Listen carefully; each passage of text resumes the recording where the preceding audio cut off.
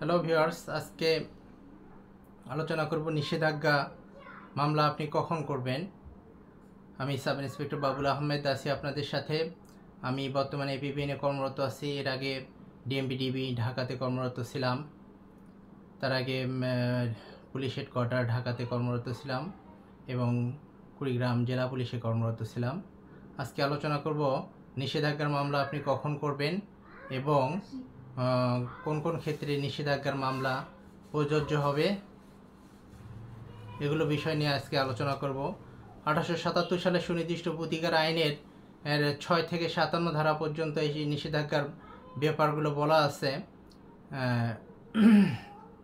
আপনার ভোগ দখলীয় জমিতে যদি কেউ দখল করার চেষ্টা করে বা হুমকি দেয় বা গাছ কেটে নিয়ে যায় বা বিল্ডিং উঠায় বা দেওয়াল উঠায়, এক্ষেত্রে আপনি সুনির্দিষ্ট প্রতিকার আইনের 54 ধারায় একটি চিরস্থায়ী নিষেধাজ্ঞার মামলা করতে পারবেন এবং চিরস্থায়ী নিষেধাজ্ঞার সাথে একটি অস্থায়ী নিষেধাজ্ঞার দরখাস্ত ফেলে রাখবেন। এটা আপনার সেফটির জন্য, কারণ সে অলরেডি আদালতকে আপনার বোঝাইতে হবে যে অলরেডি সে আমার গাছ কেটে নিয়ে যাচ্ছে, দখলভুক্ত জমির গাছ কেটে নিয়ে যাচ্ছে, ধান কেটে নিয়ে যাচ্ছে।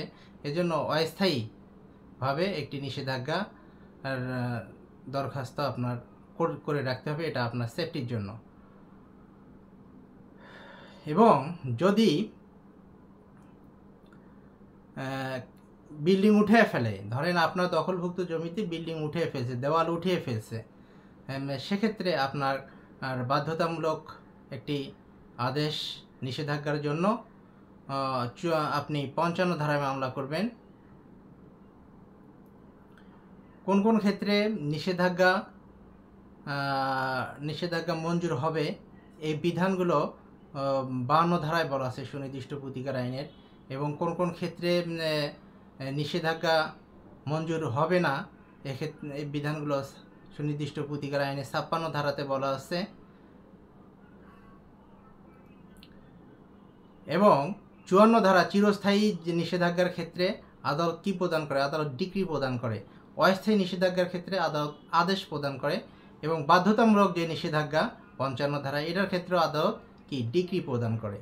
থ্যাংক ইউ ভিউয়ার্স, আজকের এই ফলপ্রসূ আলোচনাটি শোনার জন্য সবাইকে অসংখ্য ধন্যবাদ। Thank you.